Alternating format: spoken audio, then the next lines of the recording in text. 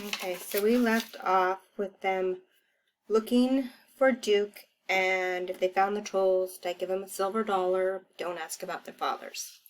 And I think we were up to 5 people that were turned to stone. This is chapter 12, a late night visitor. Okay. We couldn't shut the back door with the nail, cinder blocks, or duct tape. The nails popped, the blocks tumbled, and the tape split. Remember, the door was spelled, it won't shut. And the door still flew open. In the end, we hung one of Uncle Norm's beware of dog signs on the door handle to keep gawkers away. What do you think a gawker is? To keep gawkers away. I think it's people who stare like they're gawking. Looking is not gawking, it's when people stare. Have to do, the sheriff said. I want to get you over to the Wagon Wheel Bridge before midnight. The you the sheriff was referring to was me. I was to show him right where everything happened. On the way there, the sheriff swung by the coin shop he had mentioned, which had a light on despite the hour. The shop had a green door with a frosty glass in the upper half and painted gold letters that read, Coins, gems, runestones, riddles, and other imponderables, wing repair on occasion. Well, that sounds kind of rivery to me. The sheriff was in and out in barely a minute, handing over 3 silver dollars to my dad, who'd come along for the ride. Hang on to these, the sheriff ordered. There's one for each troll, but don't go handing them over until they've done what you've been paying them for. Sounds like trolls might be a little trickery. Dad nodded that he understood. From there, it was on to the Wagon Wheel Bridge. According to the dash clock, we got to the bridge by 11. There weren't any old ladies in rowboats to be seen, though we did spot a day-glow orange sneaker floating by. I snagged it with the branch. Without bothering to ask what I was up to, the sheriff handed me a pocket-sized notebook along with a pen, then shined his flashlight over my shoulder so that I could see what I was writing. I printed out a note that politely asked for help in finding Duke. Tearing out the sheet, I stuffed it in the shoe and tossed it back into the river. Nothing happened, though. The old lady never showed up. We did hear some strange noises. We did hear some strange echoes, popping bubbles, squishy footsteps from under the bridge. A dukish kind of snicker found us, but when I said his name, no answer. Louder, whispered the sheriff. Duke, I sang out, your mom and dad have been turned to stone. Grandpa B, too. A splash. And that doctor who tried to help you, I called out, he's got it, too. Ripples. And one of my deputies, the sheriff added, which brings in the law. A glugging laughing sound, which drew the sheriff's flashlight beam, but we didn't see a thing. He turned the light off, waited a few seconds, and snapped it back on, hoping to surprise someone. But he didn't. We kept it up for close to a half hour without any luck. Tomorrow's going to be a long one, the sheriff said as he drove us home. Better get some rest. So it sounds like they did not have any luck. Mom said the same thing as she tucked me into bed. Well, now the name of the chapter was A Late Night Visitor. So far we haven't had a late night visitor. Of course, everyone was all too wound up to fall asleep right away, and I can hear my sisters tossing and turning past midnight. Dad had Saturday night off from the bakery, but he didn't plan on getting any rest at all before beginning the search. He changed out of his PJs, grabbed a flashlight, and dashed back to the river just as the storm started to edging forward down toward town. Distant thunder rattled the windows, and you can smell rain coming. Lots of it. It kind of sounds like our day today. A sleepless hour passed before I heard the sound at my window. Uh-oh, here it comes. At first I thought the scritch was the wind making the branch scratch the glass, or at least that's what I was hoping. But the pitiful meow that followed wouldn't have fooled a toy cat. When I pulled up my window shade, there he was, sitting in the capitula tree, right next to the house. Duke. So that was our late night visitor. Chapter 13, Duke's Favor. Here's Duke is asking for a favor again. My cousin's horn was 2 to 3 times bigger than before. Okay, so tell me, if it's 2 to 3 times bigger, what does that tell you about what Duke's been doing? And more rhinoceros than ever. The rest of them looked the same, though, if you skipped over the black eye and mud-caked clothes. Where have you been? I whispered through the screen. Hanging around with some cool guys. They got names? Yep, one apiece. So what do you want? I took a deep breath. Duke can drive you crazy when he thinks he knows something that you don't. A favor, Duke said. This whole business is your fault, you know. He's still not taking responsibility. In your mind, I laughed. Besides, what could you possibly need help with? Mining. That's not exactly my specialty, I pointed out. But he had me hooked. What does that mean, he had me hooked? I think that means she was interested. He knew it, too.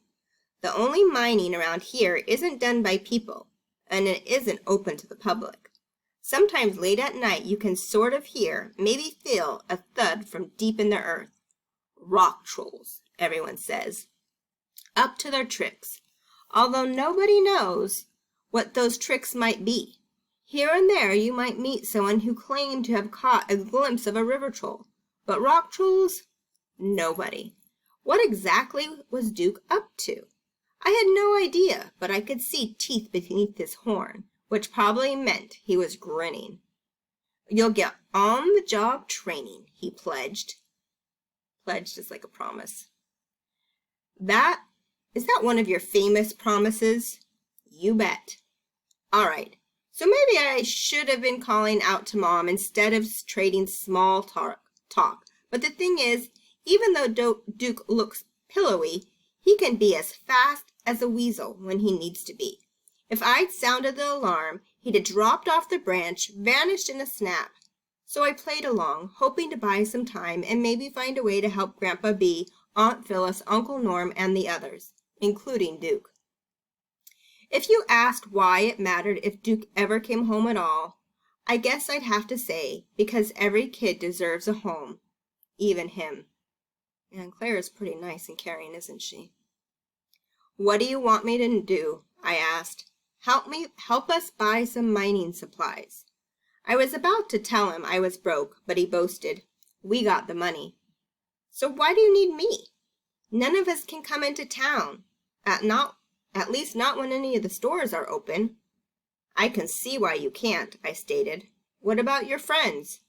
They don't go into towns. I couldn't squeeze anything more out of him, and the drop or two I gotten sounded more like a lie than a truth. But it was enough. It was one of my biggest faults. One of my biggest faults is that I can't resist adventure. And Duke knew it. After throwing on some clothes, I popped the screen on my window and crawled out onto the capitula tree. She said she loves adventure, and he knew it, and so that's how he hooked him. All right, chapter 14, Duke's pals, because we still don't know who they are. We quick-stepped through the town, cutting across the backyards and down alleys. There was a street light. We shied away from it. We were barked at plenty, but for once Duke held off barking back.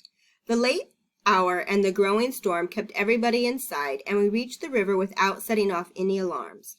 We stopped at a clump of a river birch, where a dugout canoe was tied up.